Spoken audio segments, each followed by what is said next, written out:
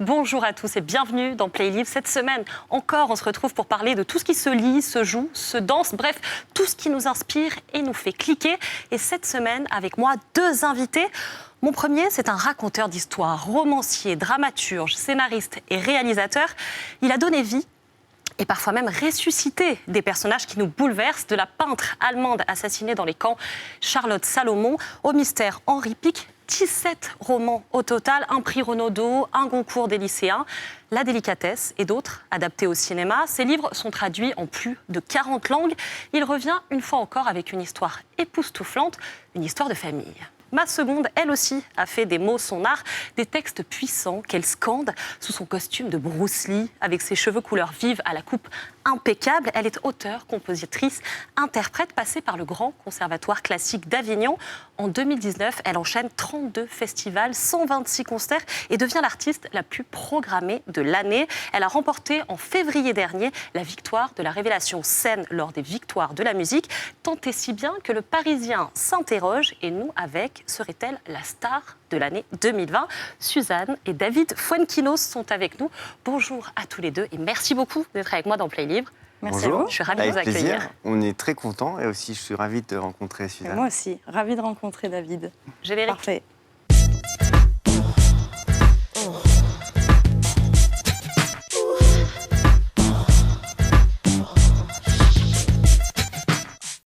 Vous vous connaissiez tous les deux?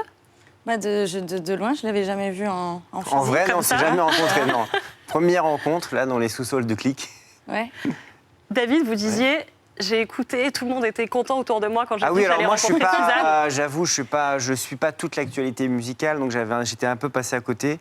Et depuis 10 jours, je dis à mes proches que je vais faire l'émission avec Suzanne, et tout le monde me dit quoi, tu vas faire l'émission avec Suzanne? Je me dis bon, j'ai évidemment rattrapé Faut que je sache. immédiatement, et là, j'ai été vraiment impressionné, j'ai adoré. Donc elle a un nouveau fan maintenant. Bon, je prends le compliment, Prenez, je prends les bonnes on a vibes. besoin. Je crois que c'est le moment, ouais. Suzanne, votre premier album, Toy Toy, il est disponible depuis... Je le prononce bien déjà? Très bien. Ah. Vous êtes une des premières à bien le dire. Toy Toy. Après c'est 9 waouh. mois de promo, Exactement. 850 dates. Merci. Yes. Depuis février dernier, il y a une réédition qui est Oui. prévue, on ne sait pas encore exactement quand, mais il Ouais. est déjà en précommande, ça on peut le dire. Ouais, exactement. Comment ça va, vous? Moi, Après tout ça. Moi, ça va. Je pense que voilà, je suis en bonne santé, tout va bien. J'arrive à faire quelques concerts. Bon, je crois que c'est le dernier ce soir. Mais j'ai quand même pu profiter voilà, de faire un déconfinement où j'ai quand même fait pas mal de choses, écrire Et de oui. nouvelles chansons. Et voilà, je pense que l'essentiel, c'est d'arriver à se projeter dans l'avenir, même si c'est un peu dur en ce moment. Mais voilà, je tente, j'essaye. Vous vous souvenez, votre dernier concert, c'était quand? C'était hier. Ça s'est bien passé? Ça s'est très bien passé. C'était en Bretagne. En général, les Bretons sont quand même très Ils chauds. étaient déterminés. Oui. Oui. Vous avez fait aussi la première partie de M à l'Accor Hotel Arena en décembre dernier. Oui. Ça, c'est énorme pour une jeune artiste. Oui. Vous étiez dans quel état d'esprit à l'époque? Ah bah à l'époque, 2020, c'était bien avant. C'est ça. Donc c'est vrai qu'il a pu se produire des choses comme ça, où M m'a invité sur ce Zénith, c'était assez Je suis incroyable. hyper déçu parce que j'y suis allé, mais je pense qu'il Mais non. a eu plusieurs premières parties, non? Et à Parce que Paris, je non, sais que ça a été c'était- moi, mais peut-être que c'était un soir Ah, je où suis justement pas allé sur le c'était un bon peu, soir, alors. ouais, Bon, bah écoute, je peut-être t'ai pas le loupé bon deux soir. peu. Vous êtes passé à ça. Ouais, non, mais c'est bon, le destin a fait qu'on est là ensemble chez Click aujourd'hui. Mais oui, ça a été un très grand moment pour moi et c'était un vrai cadeau que Mathieu Chédid m'a fait de m'inviter sur cette scène assez impressionnante. Ouais. Cette réédition de Toy Toy 2, on peut Ouais, l'appeler comme ouais, ça. ouais, c'est bon. Ces nouveaux titres, notamment le morceau écrit avec Grand Corps Malade, qu'on a Ouais. déjà pas mal entendu, qui est génial, s'appelle Pendant Merci. 24 heures. On l'écoute. Je pourrais ne plus me raser, personne dira que c'est dégueu. J'aurais plus mal au ventre, à gna de mes deux. Je dirais bonjour patron sans qu'il me dévore des yeux. Dealer l'augmentation sans dîner amoureux. Devant ma PS4 pendant que ma meuf plie en 4. Je mettrai pas la table, c'est pas la fin du match. Je pisserai sur le trottoir comme le petit chien de la voisine. C'est l'avantage de la physiologie masculine.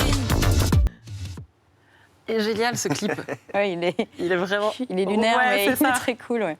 David Fuenquinos, vous, votre roman La famille Martin, il est disponible aux éditions Gallimard. Il est ici. Ouais. On l'offrira à Suzanne, Ah oui, évidemment. j'espère, dédicacé. Et aussi le livre audio lu par Louis Arène dans la collection Écoutez lire chez Gallimard aussi. Votre roman, David, il commence comme cela. Écoutez bien, Suzanne, c'est pas banal. J'avais du mal à écrire, je tournais en rond, mes personnages me procuraient un vertige d'ennui et j'ai pensé que n'importe quel récit réel aurait plus d'intérêt. Je me suis vraiment dit, tu descends dans la rue, tu abordes la première personne que tu vois et elle sera le sujet de ton livre. C'est une histoire vraie, ce livre, David Fuenquinos? Oui, alors c'est vrai que depuis que le livre est sorti, on me pose toujours Tout le monde cette vous pose question. cette Et question. c'est assez amusant de jouer justement entre la Bien sûr. réalité et la fiction, ce qui est vrai, ce qui n'est pas vrai.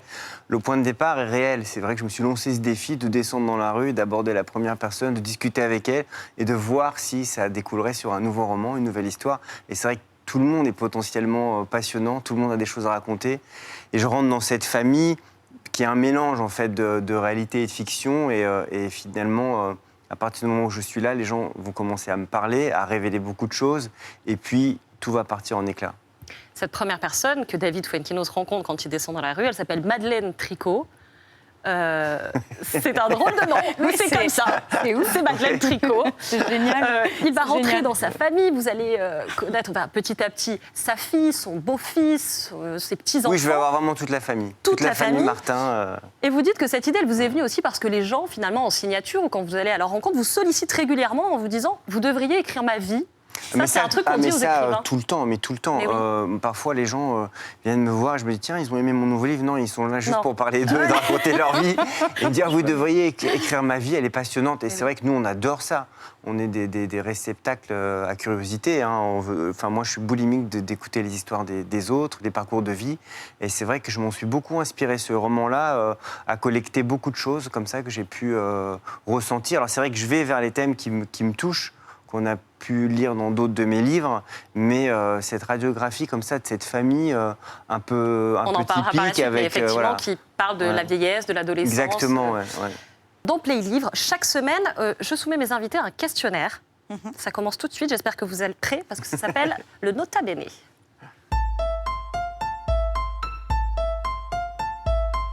Qu'est-ce que vous avez écrit en tout dernier? Là, avant de rentrer sur ce plateau. Là Ça peut être un texto, une liste de courses, ouais. un prix Goncourt. C'était un texto, moi. C'était un texto à mes équipes en Allemagne pour savoir si je pouvais toujours aller en Allemagne si les frontières n'étaient Vous pas fermées. fuyez. Ouais, ben, je comptais ça. faire un peu de promo là-bas. Mon album sort aussi en Allemagne et apparemment j'ai un bel accueil là-bas, mais je crois que je pourrais pas leur dire Dankeschön et tous ces trucs-là. Bon. Donc peut-être tant pis par- une prochaine par fois. Skype. Ouais, voilà, par Skype. Ouais, ce sera. Et vous, David? Bah, c'est hyper chic, hein. Je peux pas rivaliser. J'aurais dû dire mon éditrice hongroise ou ukrainienne. Absolument. Non, j'ai Bah oui, vous écrit, êtes éditeur en plus de 40 j'ai langues. écrit à ma fiancée pour lui dire que j'arrivais à l'émission et que je pensais à elle. Voilà. Bon, c'est plutôt joli. Dans quelle œuvre est-ce que vous aimeriez vivre? Livre, tableau? Moi, je pense que ça serait dans un film de François Truffaut. D'accord. Voilà. Donc, peut-être au niveau du cycle Antoine Doinel. Ah. Moi, je vais partir sur un truc beaucoup plus léger, je pense. Et je vais partir dans le clip de Laurie, Positive Attitude. Ouais. C'est- Merci, Ça a Suzanne, l'air pour très cette bien aussi. transposition. Ouais, hein, Ouais. ça, c'est le contraste. Quel est votre mot préféré? Mot préféré. J'en ai des mots préférés, mais Ouais. j'aime bien le mot peu cher. Parce Oui, moi qu'ici, aussi. personne ne le comprend. Mm. Et du coup, j'aime bien. Voilà. Il faut C'est- être sudiste Il faut pour être le comprendre. sudiste pour comprendre le mot Peu peu cher. cher, c'est un qui peu veut comme dire le mesquine en pauvre. arabe, comme... Mais ouais, un peu c'est ça. mesquine en arabe, exactement. Il y a une espèce de plainte, quoi. Ouais. Alors Et vous, moi, ça David? commence pareil, mais c'est peut-être. Ah. Ouais, j'aime bien. Peut-être. C'est un pont entre plusieurs possibilités, l'incertitude, j'aime bien. Monsieur est écrivain. Ouais, ouais. Enfin, peu cher, c'était bien. Hein. Peu Ouais. cher, c'est Mais pas bon, mal. je sais pas si C'était je vais le mettre coloré. dans mon prochain livre. En titre. Madame Martin, peu cher. Le mot qu'on ne retrouvera jamais dans un de vos textes, à tous les deux. Ouah, c'est difficile ça. Bon, en tout cas, je pense qu'il y a un mot qui est très souvent employé en ce moment dans les chansons. Je crois que ça s'appelle la moulaga. Ah oui. Moi, il n'y aura pas la moulaga. Ok. Voilà. Juste, je pense. Promis. Oui, oui. Moulaga. sûr. La moulaga. Je crois que David, il n'est pas au courant de cette Non, histoire de non, moulaga. moulaga. Et J'apprends mais plein tant de mieux, trucs, là. c'est On peut très peut-être bien. le laisser dans cette Ouais, ouais, ouais, nuance-là. oui, je suis assez d'accord. Moi, j'ai très envie de mettre moulaga maintenant. dans ça. C'est ça. Je ne mettrai pas, je pense, l'expression du coup. Oui. Qui est un toc, mais J'adore cette qui est expression. compliqué. Le titre de livre, de film, de chanson qui résumerait, à ce stade, le Ouais. mieux votre vie. À ce stade, hein. Oui, à ce stade. Parce Bon, que à oui. ce stade, moi, Sans- j'ai bien envie d'un petit Mission Impossible. Hein, Ouais. parce que, Très bien. bon, voilà. Ouais, je très pense que bien j'ai joué. pas besoin d'expliquer pourquoi. Je sais pas, la douceur. Ah. Et qu'est-ce que vous allez lire ce soir? Bah, du coup, je vais lire La famille Martin. Ah, ma Après pauvre. votre concert. Mince. Après le Non, concert mais dans la chambre d'hôtel. cette Madame avec- Tricot m'a intriguée, donc... Ah ouais. Mais Ouais. on vous expliquera après, Madeleine Tricot, ce que ça, Ouais. ce que ça veut dire, en fait. Très bien. David, Mais me spoilez ce pas, terme. hein, quoi. Non, Voilà, je le lis on n'en entier. dit pas plus. David Fuenquinos. Moi, je suis en train de lire la biographie d'Oliver Stone. Ah. Donc voilà, je vais continuer, passionnante. Qu'est-ce qui vous Il plaît dans raconte, cette bio? d'abord, c'est un génie du cinéma, Sûr. entre Platoon et tous ces films. Donc j'adore les biographies. Il raconte vraiment toutes les coulisses de son cinéma. Et puis le parcours, comment on arrive à devenir Oliver Stone. Je trouve ça passionnant comme livre. Bon, on la met sur notre liste de lecture. David, vous avez choisi un clip, parce que je vous ai demandé à tous les deux de venir avec des clips. Et attention à mon accent, Where the Wild Roses Grow de Nick Cave et Kylie Minogue. On regarde. They call me the wild rose, but my name was Eliza Day. Why they call me, I do not know. Pourquoi ce clip, David Wenkedo? Je l'ai toujours trouvé très beau. J'adore cette chanson en plus, d'une beauté tragique. C'est extrêmement sensuel. C'est un hommage aux pré-raphaélites, puisque Kylie Minogue est comme ça allongée dans la rivière comme la peinture de Millet. Et donc il y a quelque chose d'extrêmement poétique, d'aérien et en même temps d'assez désespérant. Vous connaissiez, Suzanne? Oui, je connaissais ce clip et oui, effectivement, il est très très beau et très puissant. Bon, je pense qu'on le voit vite aux images, quoi. Il y a une sacrée ambiance. C'est vrai. David Fuenquinos, vous êtes né le 28 octobre 1974. Ne m'en voulez pas de rappeler cette date. Vous lisez sur le tard, mais j'ai vu que vous adoriez par-dessus tout écouter Mylène Farmer. Mais je sais pas d'où ça Cette sort, ça. rumeur se répand, J'ai dû David faire Fuenquinos. Non, mais moi, je suis ravi, j'adore Mylène Farmer, mais je l'ai écoutée à 13-14 ans. Et j'adorais, et d'ailleurs, je respecte toujours qui est Mylène Farmer et On son vous traque œuvre. avec ça. Mais je pense que j'ai dû faire une émission sur Europe 1 il y a 10 ans, et mon frère a sorti cette idée que j'adorais Mylène Farmer, et du coup, on me ressort ça régulièrement. Ok, j'ai fait exprès pour vous entendre vous Mais non, mais justifier. si c'était vrai, j'adorerais dire, voilà, j'écoute Ouais. beaucoup, parce qu'en plus, je trouve que c'est une artiste incroyable. Bien sûr. Mais je pense que j'écoute plus C'est un Mylène Farmer depuis un petit moment. D'accord. Vous, Suzanne, j'ai lu que vous adoriez Barbara. Oui. Non, là, il y a du favoritisme, là.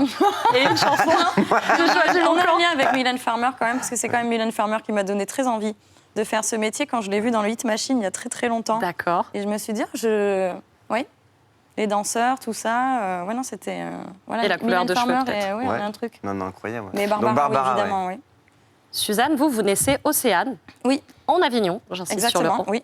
oui, on avait... Vous grandissez aux Angles, puis retour en Avignon. Vos Oui. parents, ils aiment la musique déjà. Ils vous font écouter Brel, Fréhel, Mhm. Barbara, Edith Piaf. Et à 5 ans, vous enfilez un tutu, danse Ouais. classique, le chant à 8 ans. Vous produisez au Conservatoire du Grand Avignon. 8 ans, ça paraît fou, c'est très tôt, 8 ans. Oui, c'est vrai que c'est très tôt. Même la danse est entrée très vite dans ma vie. Je suis tombée un peu amoureuse comme ça de corps qui bougent sur de la musique. Ça a été mon premier instrument, le corps. Et puis après, voilà, j'ai une relation avec la danse qui a été un peu... Je suis entrée dans ce conservatoire avec beaucoup de passion, beaucoup d'envie. C'est vrai qu'au bout de 10 ans, il y a eu la pesée du mercredi.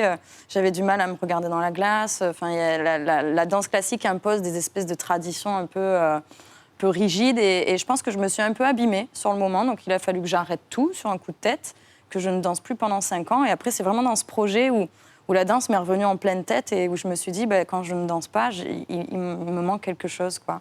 Vous le racontez volontiers, ça, cette mauvaise expérience? Ou Ouais. alors c'est justement cette expérience qui abîme de la danse? C'était danse-études que vous faisiez, Ouais. où vous avez eu vraiment du mal à vous épanouir dans ces dictates, en fait J'avais plus l'impression d'être un cheval de course et je pense ça. que le côté où on fait de l'art quand même, on est en train de s'exprimer, mais je pense que j'avais complètement oublié cette notion et j'étais uniquement dans la technique, dans le faire 3 tours, passer, sourire.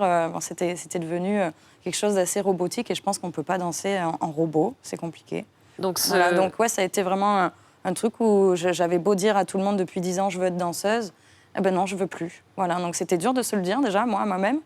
Et mais voilà, c'était pas moi de continuer. Ouais, dans on ce... entend souvent ça sur la danse. C'est vrai. Et c'est Ouais, vrai que c'est je terrible. pense que ça évolue. Pour une petite fille qui était C'est animée nul, par ouais. une passion absolue, Ouais. qui au bout d'un moment dit voilà, je peux plus, j'arrête parce que c'est... Tu ressors en plus avec des c'est complexes, terrible, ouais. etc. Alors que la danse, on a besoin de s'aimer. Et puis moi, je pense que tous les corps peuvent danser. Il faut arrêter de dire toi tu peux danser, toi non. Et Et faut c'est pas quoi avoir... cette histoire de peser du mercredi? Tu arrives le mercredi dans la salle de danse, et puis il y a toutes tes copines autour, il y a une trentaine, et puis il y a la prof de danse, tu sais, un peu à l'ancienne, avec son petit carnet, qui chaque semaine, le mercredi, te pèse, et si tu as pris 600 grammes, tu finis chez la diététicienne, tu es privé de spectacle, enfin, toi, Mais c'est tout ce genre de trucs qui est... torture, quoi. Oui, je pense que c'est de la torture psychologique, physique aussi, et bon, moi j'ai réussi à pas entrer là-dedans, mais je sais que j'ai des copines qui, 10 ans après, ont encore un rapport à leur corps, à leur image, qui est très compliqué, quoi. Ça fait des ravages. Oui, je pense. Faire très attention. David Fuenquinos, à 16 ans, vous êtes victime d'une infection de la plèvre, une maladie cardiaque rarissime pour un adolescent, et vous le dites, vous vous en amusez, vous dites c'est une maladie de vieux, je suis une sorte de Benjamin Button, j'avais vu... Oui, en tout cas, oui, c'est vrai que c'était jamais arrivé à un adolescent. J'ai été une sorte de cas, voilà, avec des médecins qui m'auscultaient, qui me regardaient. Mais ça a été voilà, une longue expérience très, très difficile, plusieurs mois à l'hôpital. Et en même temps, ça a changé ma vie, puisque, contrairement à Suzanne, moi, je n'étais pas du tout issu d'un... Enfin, en tout cas, je n'ai pas eu comme bagage voilà, la culture littéraire, mais c'est vrai que la proximité de la mort, cette longue expérience de maladie, après, je suis ressorti de ça animé du désir de lire, d'écrire, d'aimer la musique, la peinture, la sensualité. C'est ça, c'est sur votre lit d'hospitalisation que vous commencez à dévorer des livres, à jouer de la musique? Oui, complètement. Alors, c'est peut-être tous les gens qui ont été gravement malades connaissent ça, la proximité. Tous en ne tout cas, deviennent pas voilà. écrivains ou musiciens. Non, mais la peur de la mort fait qu'on relativise beaucoup de choses. On va vers Bien sûr. l'essentiel, on va vers la beauté, on va vers des choses qui nous animent profondément. Et donc, ça a été un vrai moment de bascule. Après, là, on parle d'une époque, on est en 1991, donc il n'y a pas les réseaux sociaux, il n'y a pas de téléphone portable. Et c'est vrai que les livres, à ce moment-là, m'accompagnent, me sauvent. Mais c'est surtout qu'au-delà du goût de la lecture, j'ai pour la première fois, à ce moment-là, il me semble, été sensible aux mots, à l'écriture, à la poésie, aux phrases. Et c'est vrai que ça a été un déclic pour moi, après, dans le début de ma vie d'écrivain. De cette expérience, justement, vous le disiez, vous gardez une espèce de force vitale qu'on ressent chez vos personnages et dans votre écriture. Vos personnages, ils ont tous un peu cette énergie, et particulièrement dans la famille Martin aussi, Valérie. Ils se débattent tous pour être quelqu'un, avoir une destinée. Donc ça, je trouvais ça assez touchant. Vous étudiez ensuite les lettres à la Sorbonne et parallèlement la musique dans une école de jazz. Vous ne le saviez peut-être pas, Suzanne, Non. mais en fait, David Fuenquinos, c'était... Tant mieux si elle ne le sait pas. Au départ, vous vouliez faire de la musique. Ah, moi, j'étais vraiment, c'était ma première vocation. Mais comme tous les adolescents, je pense que je cherchais une manière de m'exprimer. Et ça a été pendant longtemps la musique. J'étais en école de jazz. Après, j'ai donné beaucoup de cours de guitare. Et je pensais que ça serait ma voix. Et puis, progressivement, d'une manière assez étrange, l'écriture, les mots ont pris plus d'importance. Mais c'est vrai que, c'est ce que disait Suzanne, l'importance des textes. Et c'est vrai que progressivement, moi, je me suis mis à écrire de plus en plus.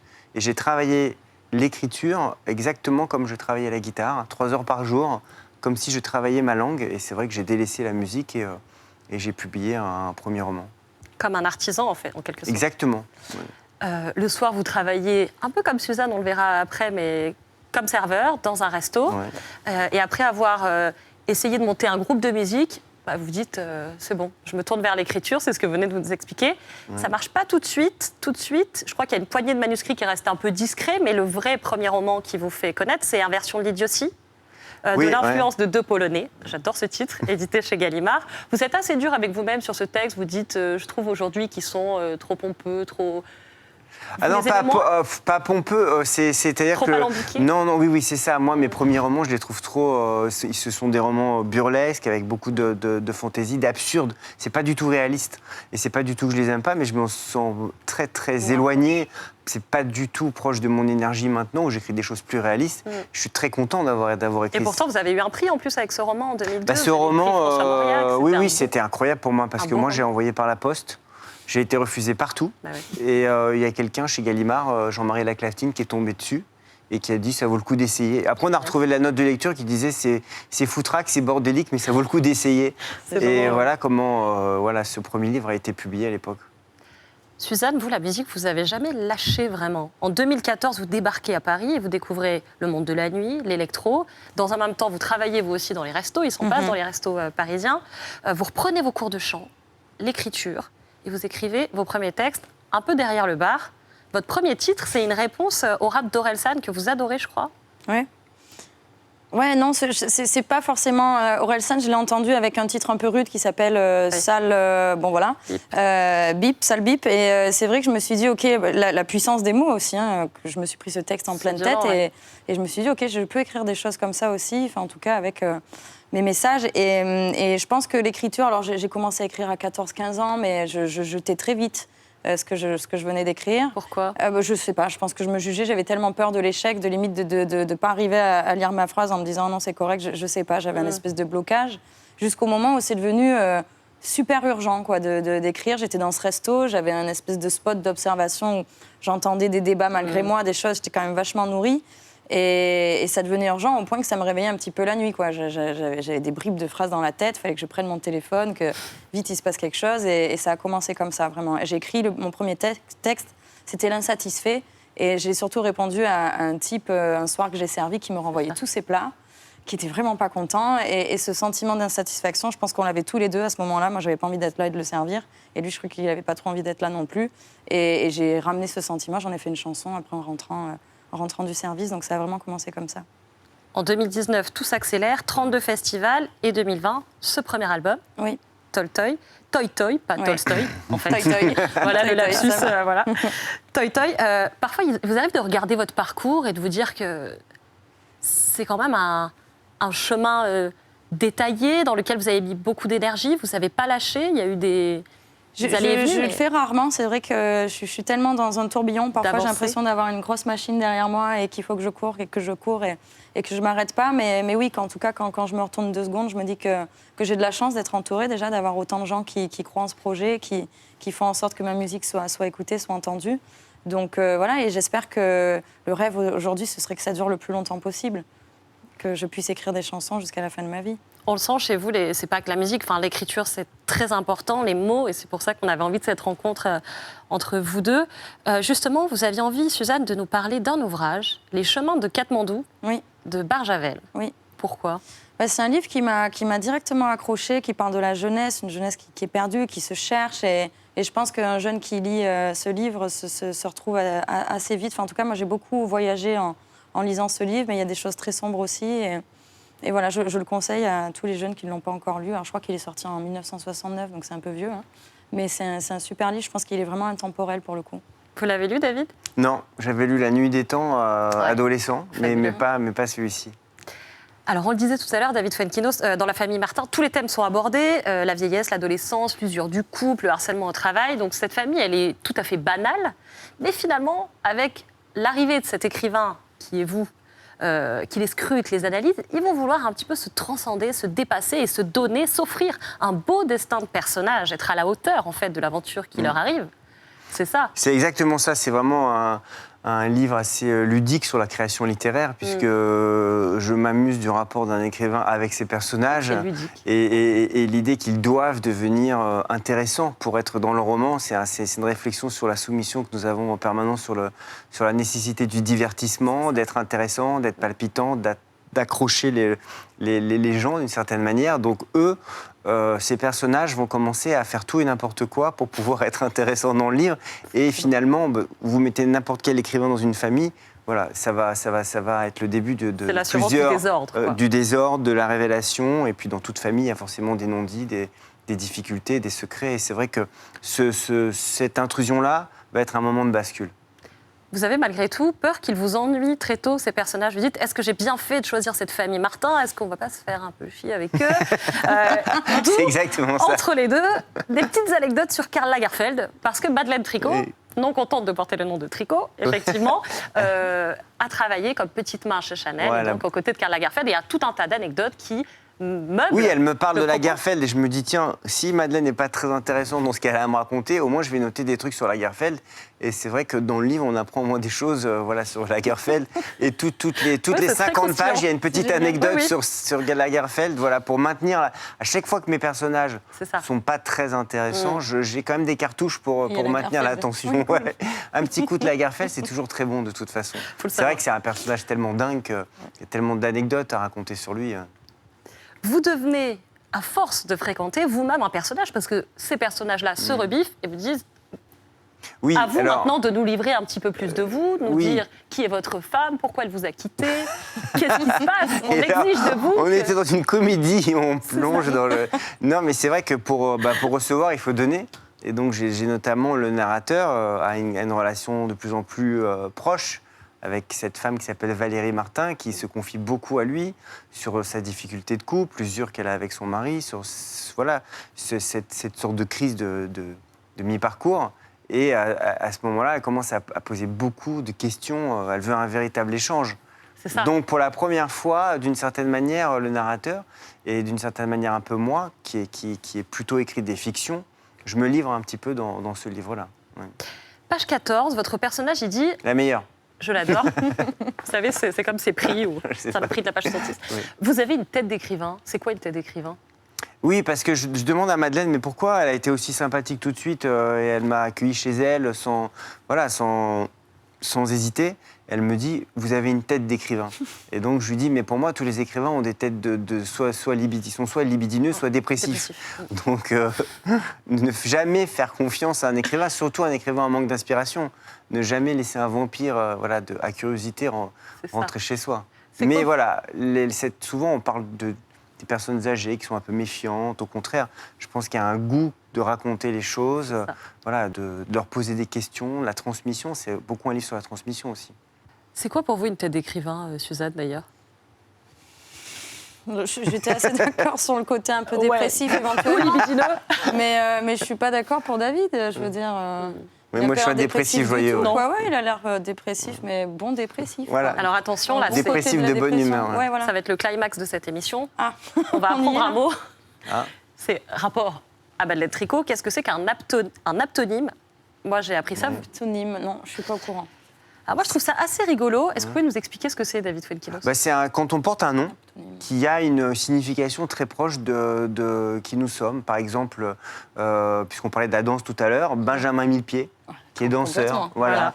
Ou Robert Ouais. Grossetête, qui est philosophe. Enfin, il y a plein de noms comme ça. On porte vraiment le Il y a nom un de. Pralus qui fait de la praline aussi, des Bah bouches. voilà, Ah, c'est un ouais. aptonyme, voilà. Très fort. J'aime beaucoup. Donc c'est un Voilà. aptonyme. Donc Très ça bien. nous amuse bien, mais ça dit surtout quelque chose de notre écrivain David Fuenkinos, qui est, vous le savez peut-être pas, mais complètement obsédé, et c'est mieux pour vous, obsédé par les noms, les prénoms de ces personnages. C'est vraiment quelque chose qui vous taraude, David Fuenkinos. Pour vous, vous avez l'impression qu'un personnage doit absolument avoir le bon nom, sinon ça va pas le faire. Et C'est d'ailleurs, très important. c'est très C'est-à-dire que important. quand on écrit un personnage, pour moi, l'obsession principale, c'est de trouver son prénom. J'ai l'impression qu'on est souvent porteur d'une énergie, celle de notre identité. C'est pas Suzanne que je vais dire ça, qui choisit Alors quand même un nom d'artiste, voilà, avec un Suzanne, c'est simple un bon nom prénom. de personnage. C'est parfait, Suzanne. C'est à la fois moderne et ancien. Donc c'est pour réunir le temps, Je suis contente qu'il valide. c'est inédit. Mais en tout cas, c'est vrai que moi, je trouve que par exemple, je trouve que quand j'avais écrit La Délicatesse, je sais que j'ai mis du temps à trouver le prénom de mon héroïne, mais quand j'ai compris qu'elle s'appelait Nathalie, j'avais pratiquement toute son énergie, j'avais Bien tout sûr. le personnage. Et c'est un livre sur la naissance, sur la renaissance. Et c'est vrai qu'elle agit comme une Nathalie. Suzanne, ce prénom-là, ce Blaze, Mhm. c'était le prénom d'une de Mon de arrière-grand-mère. votre arrière-grand-mère. Ouais, complètement. Complètement. Bah, c'était une façon. C'est vrai que sur un personnage, enfin, même dans les personnes dans la vraie vie, la première chose qu'on nous attribue quand même, c'est notre prénom. Ouais, ça. complètement. Donc oui, je suis assez d'accord avec David. Il y a des énergies qui ressortent de là. Alors je dis pas que j'aime pas mon vrai prénom. Océane, ça reste mes racines. C'est mon papa et ma maman très qui joli. l'ont choisi. C'est très bien. Mais c'est vrai que je me suis sentie beaucoup plus libre de m'appeler Suzanne avec un seul N, parce que voilà, je l'ai raccourci un petit peu à ma sauce. Évidemment, c'était important pour moi qu'il y ait une symbolique. Alors, mon arrière-grand-mère, c'était une femme assez forte qui avait un peu de répondant. Donc voilà, je l'ai connue très peu, mais assez pour qu'elle me marque. Et c'était une manière de m'émanciper, de me juger un peu moins dans mon écriture. J'avais l'impression, avec Océane, que j'avais l'impression de relire des anciens bulletins scolaires, et ça me... C'est marrant. Bon, j'étais pas... Voilà. Je suis bien mis en Suzanne. Donc c'est un long processus, vous le disiez tout à l'heure, de vous libérer de tous ces carcans, Ouais, ceux de la complètement. danse classique, de ceux qu'on Oui, vous de a tous ces donné, gens du qui cadre m'ont dit en tu fait. ne pourras pas faire ce métier, c'est du fantasme, c'est tout ça. En fait, en étant Suzanne, c'est une façon d'être un petit peu cet alter ego que j'aimerais être tous les jours, que je ne suis peut-être pas tous les jours, mais quand j'essaye d'être à 100%, c'est sous ce pseudonyme, ouais. Et vous le dites souvent, vous dites pas beau, c'est la pesée dont vous nous parliez Ouais. tout à l'heure, votre titre, pas beau, qu'on nous infligeait chaque semaine. Et la flemme, c'est parce qu'on vous surnommé la flemmarde. Ouais, Et vous dites, c'était humiliant en fait. ouais, c'est vrai que... À la danse Ouais, à la danse. Ou en général, à la danse, Non, à la ouais. danse, ouais, précisément à la danse, parce que c'est vrai qu'on nous demandait beaucoup trop. Ouais. Donc on avait tendance à me dire que oui, tu te reposes sur tes lauriers. Ou ouais, bon, c'était compliqué d'entendre ça tout le temps, parce que moi, du coup, à la fin, j'y ai presque cru, alors que c'était pas forcément le cas. Et pour moi, la flemme, c'est une façon aussi de dire non. C'est une manière de dire que ce monde, parfois, tourne un peu trop vite aussi, et que ces moments de flemme, moi, je sais que quand je me les ok, là on est dans cette journée-là et je m'autorise à penser un petit peu à autre chose, à me poser, c'est parfois là où quand j'avais pas les mots ou voilà, j'arrivais pas à débloquer des choses dans ma tête, c'est aussi là que ça se passe, c'est quand on prend un peu le temps. Donc voilà. Le titre de votre album, Toy Toy, il fait un peu, vous me direz si je me trompe, mais écho à cette objectivation. Toy, on peut le comprendre aussi comme un jouet, mais c'est surtout ce que l'on dit en montant sur scène. Oui. Avant de monter sur scène. Bonne chance. C'est bonne chance. Alors, je ne sais pas si j'ai bien fait d'appeler mon album comme ça, parce qu'en sortant en pleine pandémie mondiale... non, mais tout va bien. Mais Toy Toy, c'est une espèce de gris-gris. Pour moi, je l'ai entendu peut-être à ma première scène. Je devais avoir 7 ans à l'Opéra d'Avignon. On m'a dit Toy Toy. OK. J'y vais, j'ai ultra le track, mais ça marche. Et puis, quand je me suis retrouvée aux Vieilles Charrues, au Fnac Live, je sortais la tête de la coulisse, je voyais 20 000 personnes. J'étais comme ça. Donc, je vous avoue que le Toy Toy, il m'a aidé, en fait. Il a marché? Il a marché, ça a marché. Vous avez un dans ma tête, Toy Toy. Il aurait fallu faire l'émission avec Fabrice Caro qui a écrit Zai Zai Zai. C'est vrai. On serait que sur des onomatopées. Alors la réédition, c'est une super nouvelle. On ne sait pas exactement, mais on le redit, elle est déjà en précommande. Et en plus du morceau avec GCM, une collaboration avec Feder, La Vie Dolce. Carrément. Inspiré par les récents événements qui ont frappé le monde. Et vous dévoilerez 2 morceaux. Oui. La part vide et le monde d'après. Pourquoi c'était important d'ajouter ces morceaux-là? Je pense que c'est une manière de prolonger la vie de Toy Toy, qui, a été très vite confiné comme moi à sa sortie. Donc le but, c'est qu'il y ait des nouvelles histoires, que les gens qui ont déjà écouté le premier puissent écouter la suite, et puis ceux qui découvrent, comme David, pourront écouter toutes ces chansons. Et voilà, j'ai pas mal écrit en jeu sur ces derniers sons. J'ai tendance plutôt, moi, à écrire sur des personnages aussi auxquels je me sens très liée. Mais là, je pense que j'ai ouvert un petit peu mon intime aussi, et c'était le moment. Alors, c'est peut-être le confinement qui a joué comme ça sur moi, mais je trouve ça intéressant et j'ai hâte que ces chansons existent dans les oreilles des gens. Et vous le dites tous les deux, il y a un rapport à la réalité assez magnétique. Vous le disiez, ça vous inspire, insatisfait, vous, sur vos personnages. David, le rapport à l'autofiction, on en parle de plus en plus dans la littérature. C'est curieux. Vous craignez pas que vos personnages se rebiffent un jour, pour de vrai? Qu'on vous demande des comptes, comme ça a été le cas, par exemple, avec la femme d'Emmanuel Carrère ou encore avec la famille de Yann Moix ou ce genre. Enfin, je veux dire, ce sont des choses qui se passent où les personnages sortent de leur rôle de personnage pour s'en prendre pour les à cas que leur vous citez, c'est assez compréhensible. Ce sont des écrivains quand même qui s'inspirent et qui racontent des choses personnelles très très fortes. Moi, je suis très très loin de ça. Je suis vraiment un écrivain de fiction. Même là, vraiment, il y a une grande partie de fiction. Et il y a assez peu de moi dans mes romans, finalement. La plupart de mes romans, je parle très peu de moi. Le seul où j'ai un petit peu parlé de moi, c'est celui sur Charlotte Salomon, puisque je racontais aussi mon rapport à elle et pourquoi j'étais aussi admiratif de cet artiste-là. Mais donc, moi, il y a très peu de chances pour que ça m'arrive pour le moment. Attention à vous. Dans cette émission, il y a un moment que j'aime particulièrement, c'est maintenant, c'est la lecture. Chère Suzanne, je vais vous demander, si vous le voulez bien, de lire un extrait. Allons-y. Du roman La famille Martin de David Fuenquinos. On vous écoute. On devrait pouvoir empêcher les souvenirs de s'imposer, ainsi à noter notre esprit, les bloquer à l'entrée du maintenant. Encore une chose qu'on ne maîtrise pas. Celui qui part devrait toujours laisser des centaines de pages d'explications. Écrire une thèse pour tenter de préciser un acte que l'autre ne comprendra jamais. On pioche si souvent dans la vie des autres les éléments de compréhension de notre propre vie. Bon, je suis toujours, du coup, carrément emballée pour lire ce livre ce soir, quoi. Ça vous parle? Merci. Complètement. Merci, Suzanne, pour cette lecture. C'est des mots qui font écho. Oui, je pense que c'est ce qu'on est en train de dire, quoi. On pioche, c'est cette dernière phrase, de piocher dans la vie des autres. C'est ces choses qu'on n'arrive pas à expliquer chez nous. Ouais. Je pense que c'est complètement ça. Moi, quand je parle de l'insatisfait, je parle de moi aussi à travers ça. Enfin, c'est...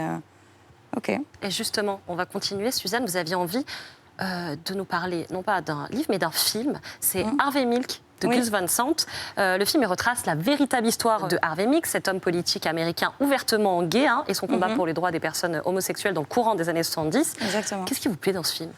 Je connaissais pas du tout ce personnage et je suis tombée sur ce film et de savoir que ça a été en plus une histoire réelle, que ça a été un vrai monsieur qui a défendu tous ses droits dans les années 70. Moi, ça a été... c'était un personnage qui m'a beaucoup inspirée. Voilà, je me suis dit que c'est grâce à des gens comme ça qu'aujourd'hui on peut vivre peut-être un peu plus librement et qu'il faut qu'il y en ait toujours et encore des Harvey Milk et voilà, pour défendre les causes de tout le monde. David, vous connaissiez? Oui, c'est un de mes films préférés de Gus Van Sant. génial. Et vraiment, c'est porté par Sean Penn, Ouais, qui est dément dans le film incroyable, aussi. Une telle incroyable. énergie. Mais Harvey Milk, c'est vrai qu'il était pas très connu en France, mais il est très connu aux États-Unis. Évidemment, à San Francisco, c'est une sorte d'idole absolue. Mais ouais, le film a une énergie et on comprend la fièvre de ce combat-là et à travers le film, vraiment très très fort. Ouais. Vous vouliez, vous aussi, nous parler d'une œuvre, mais c'est un clip qui nous a tous marqués. Vous allez voir, nous aussi, on l'adore. C'est Thriller.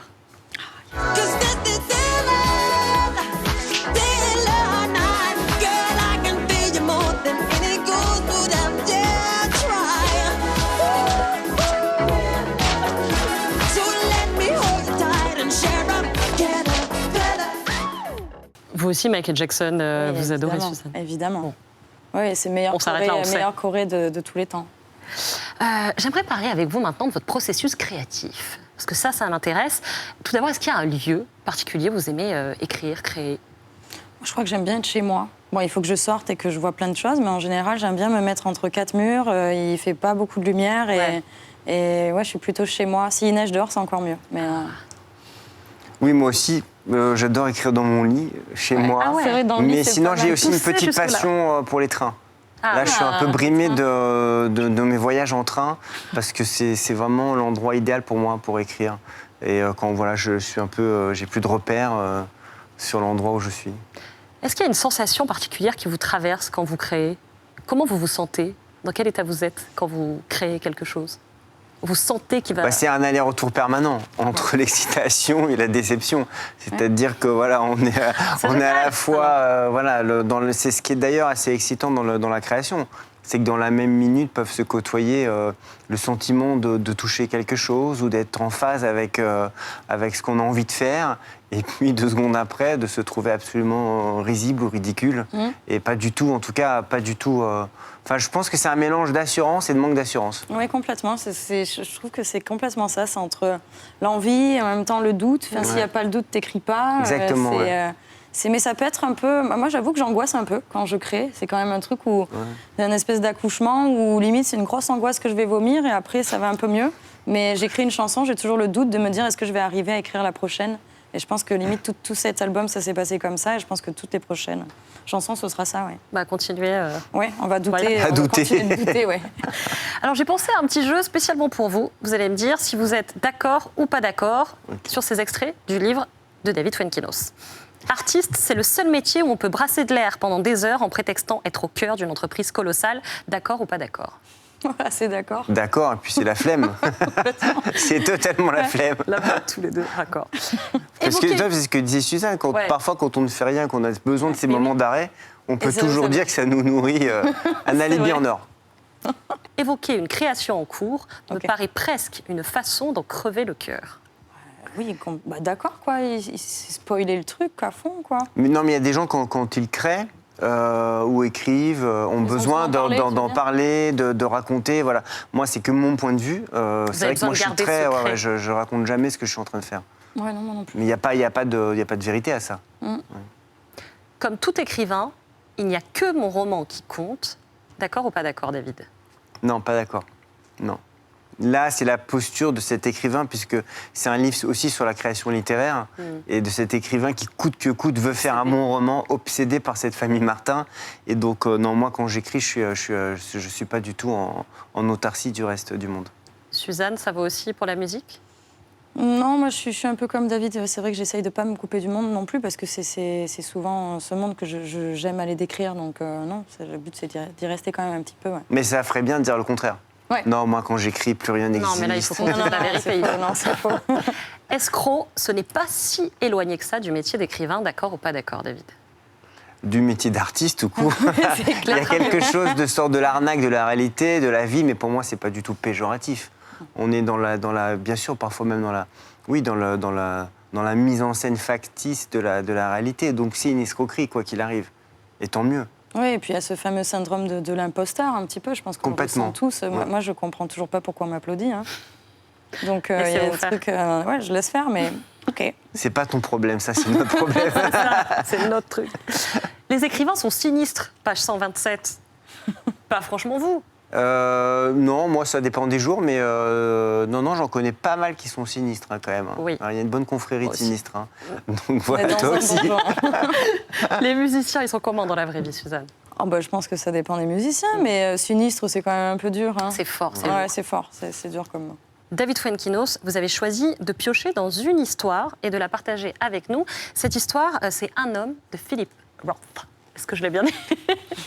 Hyper bien impressionnant. dit, un peu trop appuyé. Ouais, tellement en fait, comme je suis perdue, je suis toujours obligée de faire un sketch à chaque fois que je dis un mot en anglais parce que je n'assume pas du Non, tout. mais c'était très. Moi, Pourquoi je cette savais histoire qu'on allait parler de ça, donc j'ai reconnu. Mais... D'accord. Voilà, oui, non, pour préparer l'émission, on m'a demandé un livre qui était important pour moi. Voilà, Un homme, pour moi, c'est 150 pages qui évoque la maladie, le rapport à la sensualité, la vieillesse, la sexualité. C'est vraiment un condensé de la vie d'un homme, du grand écrivain Philip Roth.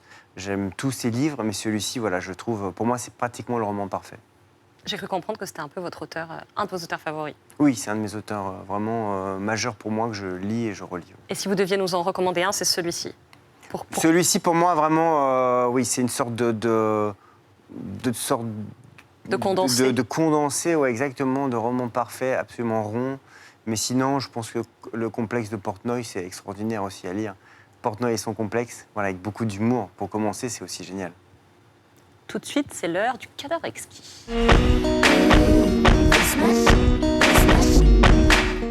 Alors, je vous explique. Le concept, il est simple. Un texte à trous.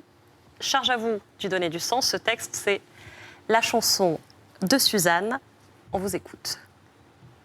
Vraiment tout ce que vous voulez. ok, mais de quoi Ça c'est moi peut qui être- dois faire les. Absolument, vous devez Attends, mais c'est alors pas c'est cool, pas hein. du tout C'est pas préparé cool. ça. Ouais, non, Moi, je c'est suis pas cool, hein. écrivain, je réfléchis, Mais j'ai justement, besoin. là, vous avez le droit d'être plus loufoque. Alors, plus tu te absurde. souviens, déjà Minot, c'était gris. Maintenant, c'est un type plaisant. L'amour à vie, c'est une maladie. Je me suis aguerri, non, qui ne se guérit pas, et il est peut-être et toujours plus improbable s'il peut toucher la lune mauve, puis dire qu'elle est partie. Évidemment, comme dirait France Gall, Bravo. qu'est-ce qu'il aimait sa vie quand il dormait. Bah, franchement, bravo. Ça fait un texte improbable. Je vais vous dire, je pense que c'est l'idée, c'est le concept. alors là. Mais je pense que c'est un des plus difficiles que l'on débute Ouais, dans bon, Oui, Playboy. mais le problème, c'est pas que évident. les gens ne savent pas où bon, Vous bref, inquiétez pas, voilà. sur l'écran, ça Ah oui, apparaît. oh là là. Le vrai texte, Suzanne. Ouais, là, on en est loin. J'ai l'impression ouais. de parler à un fan ultra bourré. Mais c'est ta vie au quotidien, non? On dirait, ouais. Tu te souviens? Je vous laisse la suite. Tu te souviens, Minot. déjà Minot, c'était un enfant roi. Maintenant, c'est un type aigri qui ne sait pas faire de choix. Insatisfait à vie, est-ce une maladie? Un virus aguerri qui ne se guérit pas. Et il veut plus et toujours plus. Une seule chose ne suffit pas. S'il peut toucher la lune, il la jettera quand il l'aura. Merci beaucoup. Waouh. Wow. Qu'est-ce qu'il avait commandé, ce mec? Ah, faux filet, mal cuit, On a dû frites, te demander ça. pas au top, quoi. Ça tu lui vois, est mais- resté, Ouais, ça lui est bien resté là, quoi. À Suzanne. Merci beaucoup à tous les deux. Merci J'ai à été vous. très heureuse de passer cette heure avec vous. Suzanne, la réédition de Ouais. votre album Toy Toy, elle est déjà disponible en précommande, on le répète. Pour le reste, ça arrivera, ne vous en faites pas.